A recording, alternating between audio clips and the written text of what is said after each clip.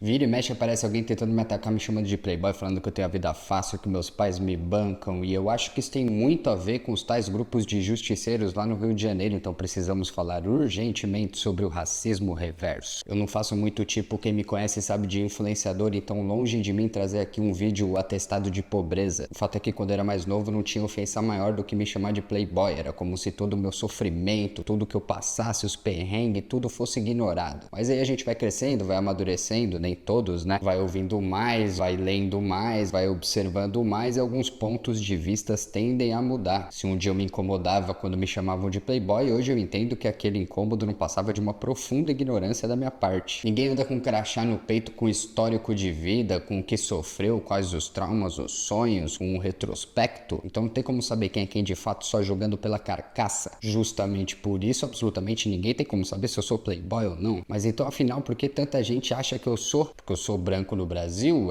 e o nosso país não tá livre dos tais estereótipos. Do grego a palavra é a junção de estéreos e tipos, que significa impressão sólida e não tem nada a ver com pessoas. Começou a ser usada pelo antigo gráfico francês Firmin Didot no século XVIII para se referir ao tipo de impressão da época, as prensas tipográficas. Se antes os livros tinham que ser escritos um a um, essas prensas foram uma das mais importantes invenções da humanidade, pois permitiram que com suas chapas montadas letra a letra, fosse impossível imprimir centenas de páginas, agilizando o processo de replicação de livros. O livro, que era uma peça rara, um artigo único, então restrito a igrejas e classes privilegiadas, poderia então ser mais democratizado esse novo meio de se imprimir. Sendo assim, o estereótipo ao qual se referiu o antigo gráfico francês não passava de uma técnica de carimbar. Só em 1922, o jornalista estadunidense Walter Lippmann, no seu livro Opinião Pública, usou a palavra estereótipo para se referir à maneira rasa com a qual lidamos com certos grupos de pessoas, os carimbando. Então, quando alguém me olha e vê um playboy, só tá me carimbando a partir das experiências sociais e culturais às quais estamos todos inseridos. E quem me carimba não é a pessoa que me chama, mas a estrutura que nos cerca. Nem todo branco é playboy, mas a maioria dos playboys são brancos. Se antes me incomodava, agora sei de onde nasce e sei, sobretudo, que esse tipo de estereótipo não atrasa em nada a minha vida, muito pelo contrário, tende até a me beneficiar. Mas de onde nasce o meu estereótipo, também nascem os estereótipos que recaem sobre os pretos e que não tem nada de benéfico. E aí chegamos nos tais grupos de justiceiros lá do Rio de Janeiro. Nos últimos dias, as cenas de bondes andando pelas cidades, roubando as pessoas de maneira bem violenta, chamaram a atenção de todo o país, com a cena especial de um senhor de 67 anos sendo levado a nocaute, chocando todo mundo. A questão é que cada pessoa reage ao choque de uma maneira, e nessa algumas pessoas passaram a se organizar para sair às ruas caçando tais ladrões e promovendo cenas ainda mais violentas que a que originaram aquela revolta. Sobretudo incentivando outras pessoas a fazerem justiça